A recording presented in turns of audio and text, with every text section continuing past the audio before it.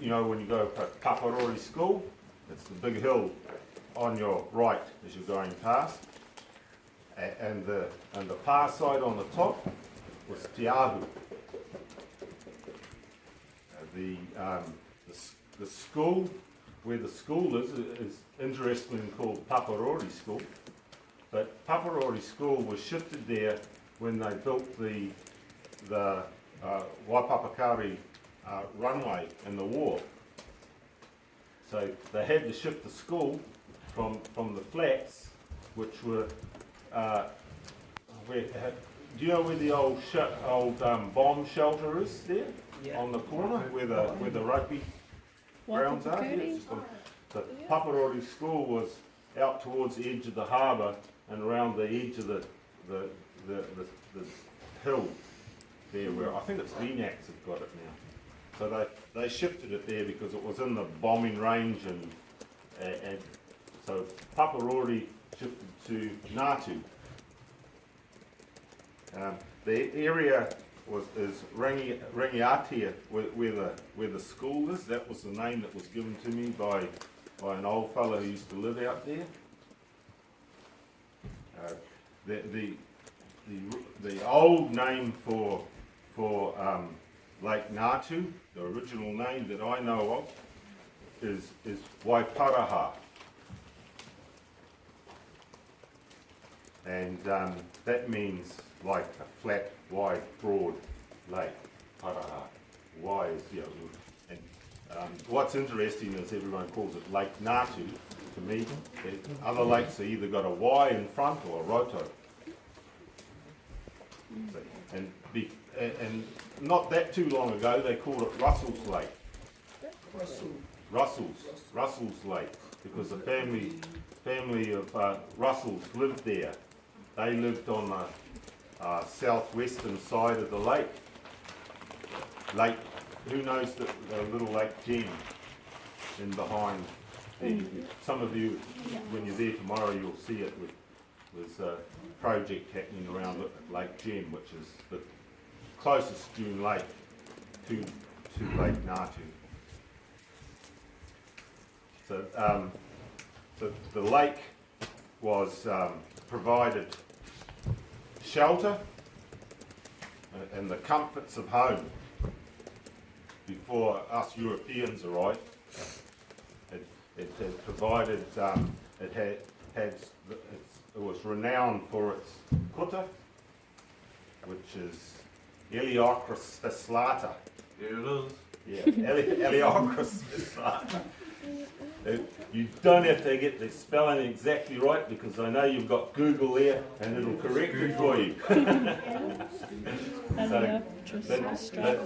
it has. How do you spell it?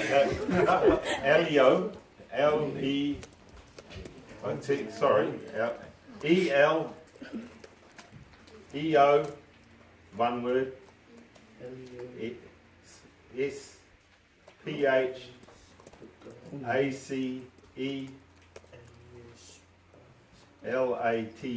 That's as close as I'm going to get. That's the first word. Yeah, so that's Eleochris. Oh yeah, Eleochris spicillata. I never. I'll do the first word first again. Sorry, I made a mistake. It's E-L-E-O-C-H-I-R-I-S.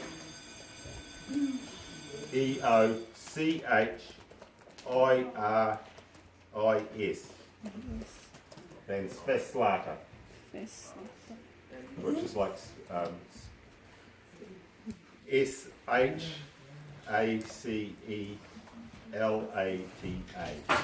Sorry, I got that wrong. We all get things wrong.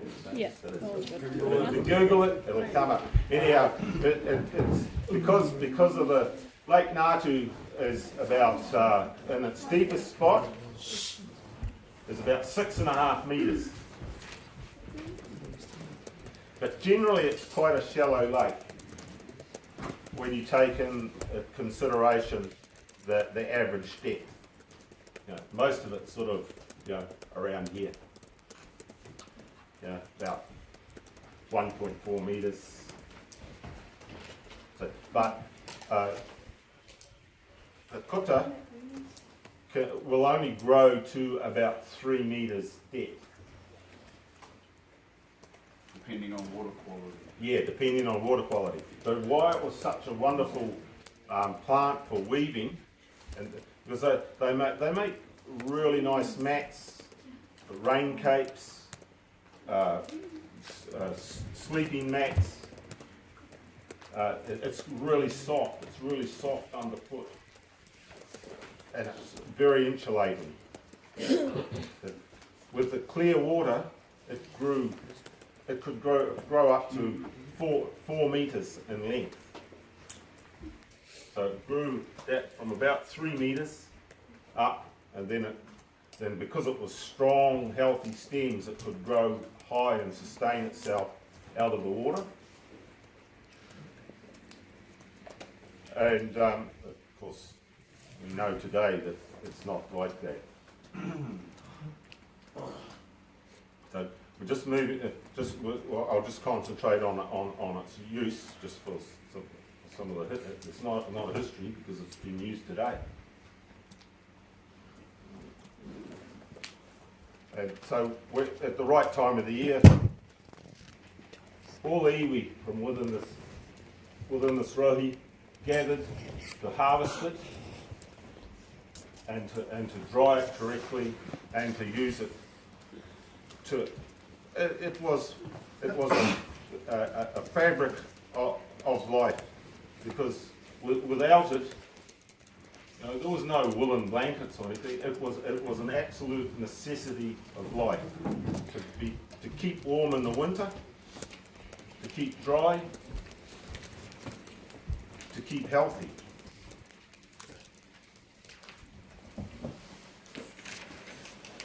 The other use of the lake, of course, was it was fresh water. Another important thing to sustain good, healthy life.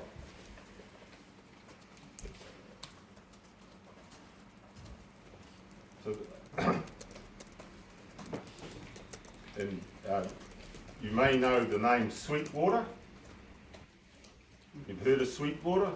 Yeah. Sweetwater, the Sweetwater Landcorp, they call themselves Sweetwater. Sweetwater Farms. Sweetwater Farms. It's actually Wairika. Wairika. Sweet water. And that name came from Ngātu. They tested the water. It was in the 1940s. I can't give you the exact date. They sent a sample of the water away to be tested, and some well-knowing person sent it back on the notes on the sample, Wairika, sweet water. So that's where the name came from. Wairika, yeah. Wairika. Rika, A-I. So that would be a better name for the lake than. That's good. But anyway, yeah. The other uses of the lake were the oi, which they've changed the Latin name for. Similar. Just Google oi oi. Just Google oi. It'll give you the Latin name. Oi is the rush that grows around the edge. Oh, yeah. Got sharp points on them. Yeah, and it looks like it's got little joins on it. Oh, Yeah, do you know? Yeah, well, wee like wee, wee but wee? wee, but no, wee wee is a bit of it's like, I think it's a corruption of oi oi. It's like a French. It's like French. oui. Yeah, so I think it's a corruption of the similar. Yeah. Yeah, that's it. They've changed the name. It used to be Lepto something or other. Yeah, But Leptocarpus. yeah, there you go. Yeah. But why that one was so important? It was used as thatching. Oh, man. Thatching. What's it? Thatching, housing. Because you see, one thing with with Lake Naki, it was the water had very little nutrient in it, so it didn't grow raupo. Raupo. It hasn't got it in yet. But raupo was used for insulation on the walls of houses, the roofs, inside the roofs. And if you get take a leaf, typha is the scientific name for it. If you take a leaf and you tear a leaf, it's like cardboard. And cardboard is really good insulation. But it looks like cardboard. So when you get a wall of raupo, it is extremely warm. So they collected bundles and bundles of raupo and put it in the walls and put it across the roofs, with quite a big eave. But the problem with it is that it absorbs water, so it rots really easy. So the oioi was collected, bundled up, thatched, and layered so the water ran off. How thatching works. So the water, it's like that. So the water hits here, and then it runs down. So it kept the whare dry inside, dry and warm. Some people, you might see a picture and you see like nikau palms on the roof. Well, all that's going to do is keep the sun off you. It's not going to keep the water out. The skill in building their whares was total. They had to have warmth, dryness. They had to have somewhere to keep their supplies dry, and in some respects away from insects as well, and other bugs that would eat their food stores.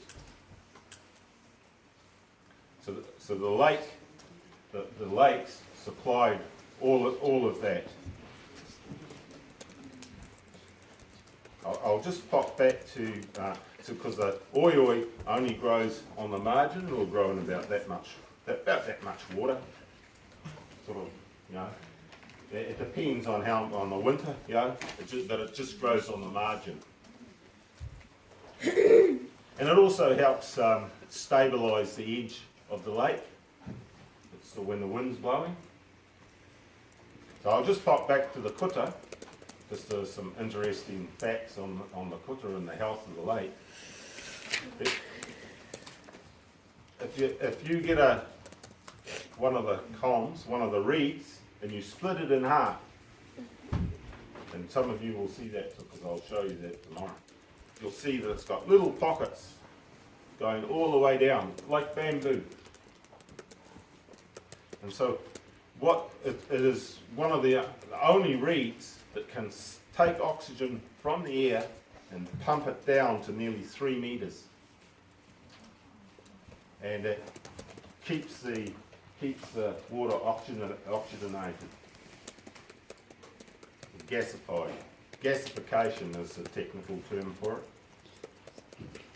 And there's actually a paper on that. If you look that up, and they actually did that research at Lake Naki a few years ago. And it also has the ability to take the noxious gases like the methanes, the stinky hydrogen sulfides, and that out from the bottom of the lake. So it keeps that water body healthy. And if you have a look in a shallow wetland, dune lake, it can be wall-to-wall kuta, but that water will be crystal clear.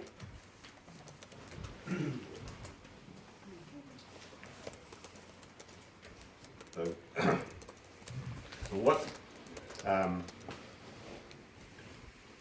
The lake also sustains bird life,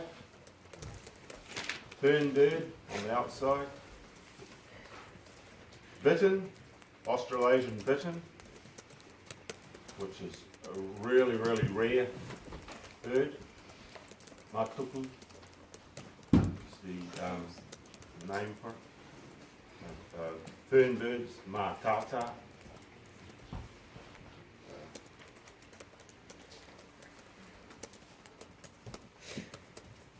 There's a lot of interesting little water birds there. The New Zealand dab chick. Dab chick. D-A-B, chick, dab chick. That's endemic.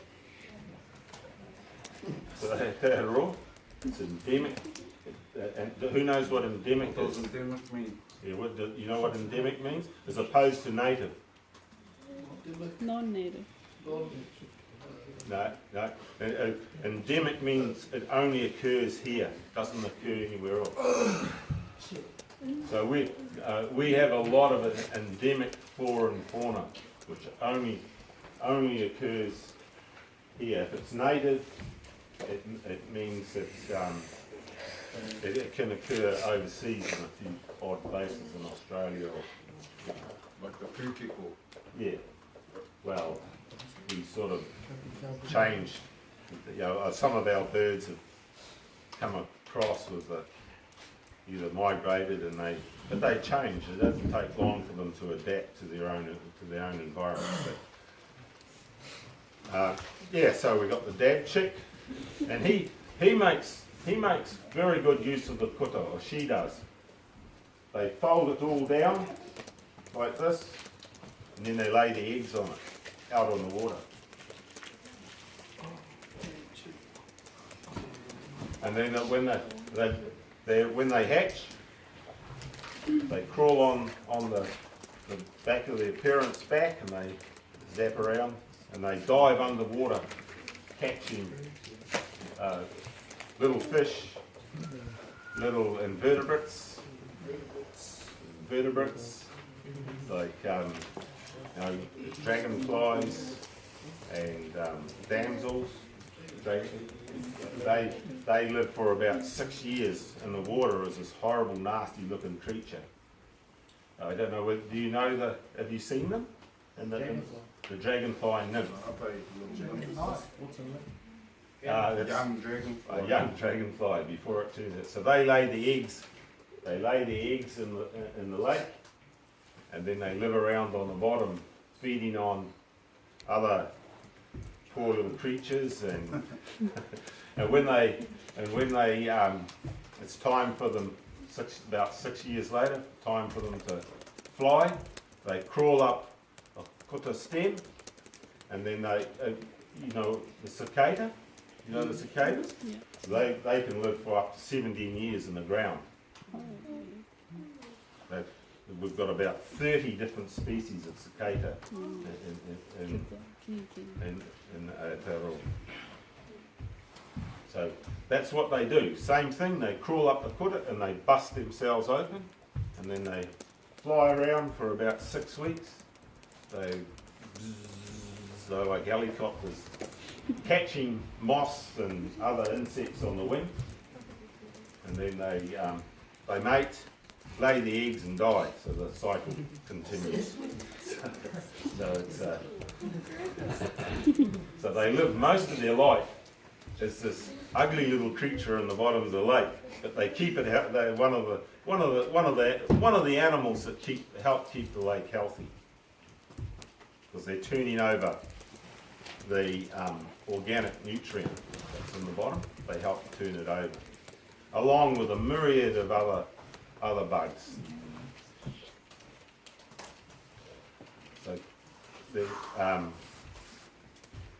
So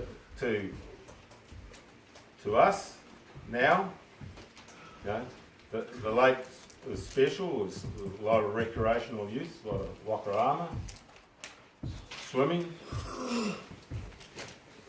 general enjoyment. But as we know today, that life-giving force that it had has been drained.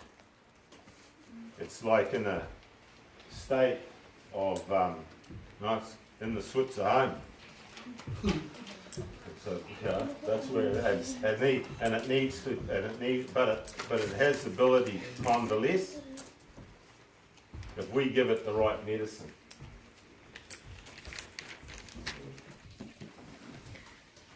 So where it's at the moment is years of use and years of abuse. So what's happened to it is that it's had lots and lots of phosphorus put in it. It's a fertilizer which helps things grow. Phosphorus is what farmers put on their land to make the grass grow. So you have phosphorus comes in many different forms, but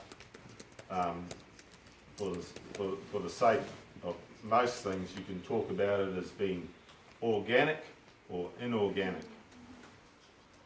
So your organic phosphoruses would come from the plant life that dies naturally within the lake, plant life that's falling around the margin of the lake, birds when they defecate, naturally those things would make their way slowly into the lake, and they are in turn used by the plants within the lake. Now on the bottom of Lake Ngātu, you guys won't remember it, or maybe you will, depends how deep you've dived there. On the bottom of the lake it was covered with macrophytes. It was covered with a meadow of native plants. So that stabilised the bottom and fed off the inorganic, which turned to the organic, which turned to inorganic phosphorus. So you had the cycle. There's a constant cycle going. There's also nitrates going in as well, but the phosphorus was the biggest one. So there is a cycle. If you look up the cycle of phosphorus within a wetland, if you look that up, that'll give you a more detailed. That'll give you a diagram that's easier to understand. So those are something you can research. So the other added sources of phosphates that we're putting in there now, phosphorus that we're putting in there now, is from septic tanks, farmer fertiliser, cows. Cows add quite a bit of nitrogen. And the other thing that alters the phosphorus and the ability for plants and algae to use it is the pH. So there is a balance in those lakes where the pH is critical. So normally in our dune lakes, the pH is around about 6.5, 6.4.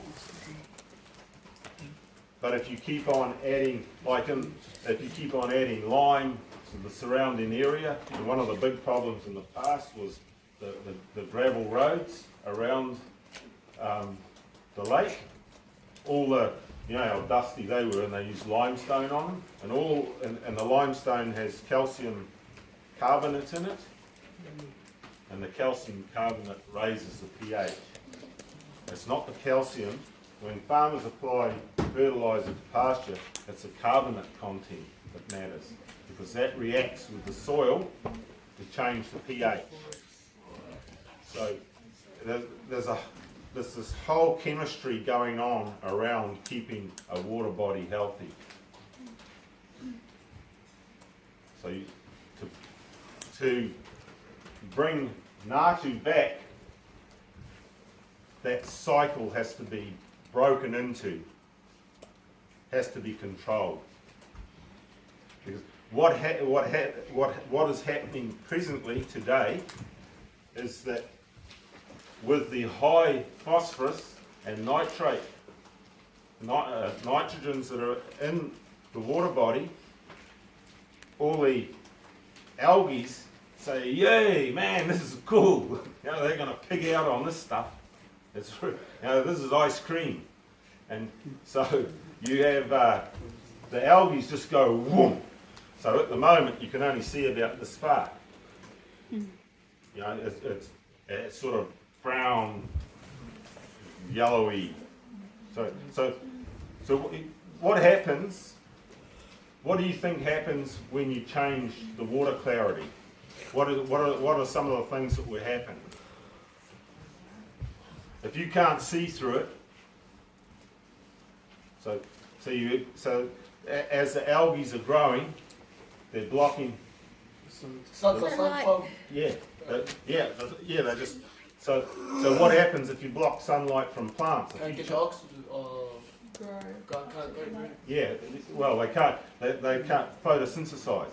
You know, if you put a piece of plastic out on the lawn, everything turns yellow. So and it'll eventually die. So the algae grow, you block the sunlight, and what there's another look up and you'll Google yellow substance. That's a scientific term, as simple as it sounds. They also call it gillburn, but look up yellow substance. So what happens is that when the water lacks clarity, it blocks out the blue light. Gillburn? Oh well, they must be that.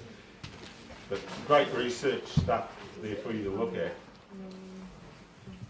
So when you block out the sunlight, it can't get to the deeper plants. The plants die. They in turn create they create more phosphorus,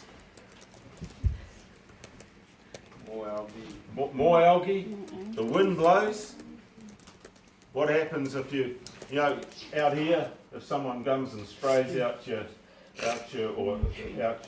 field here, and it turns to dust, you know, the wind just picks it up, eh?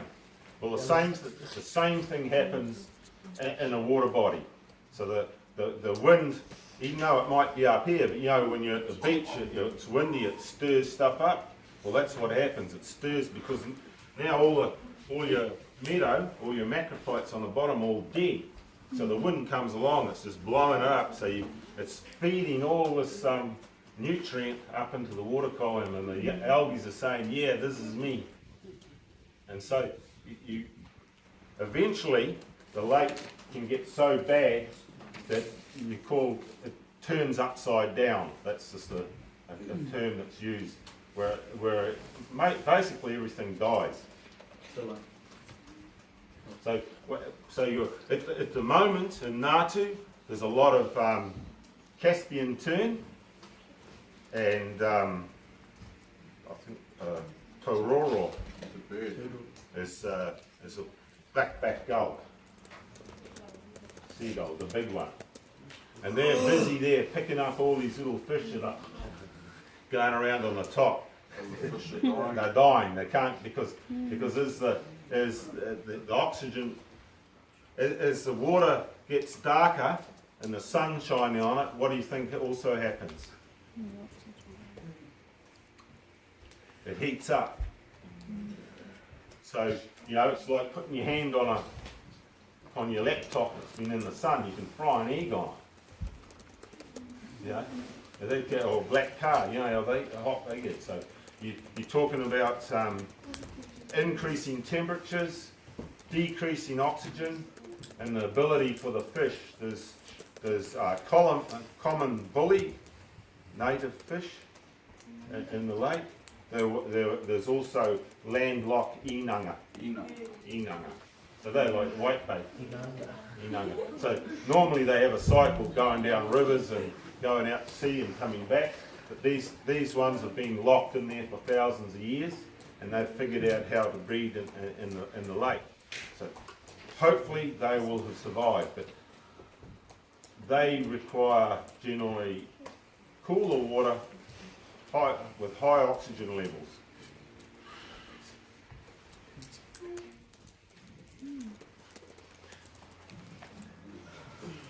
So these, at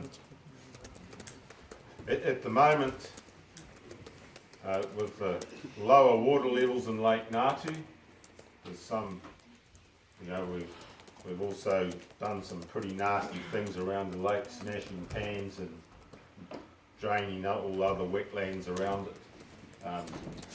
Stopping the ability for the peats around the lake to oscillate, which means hold water.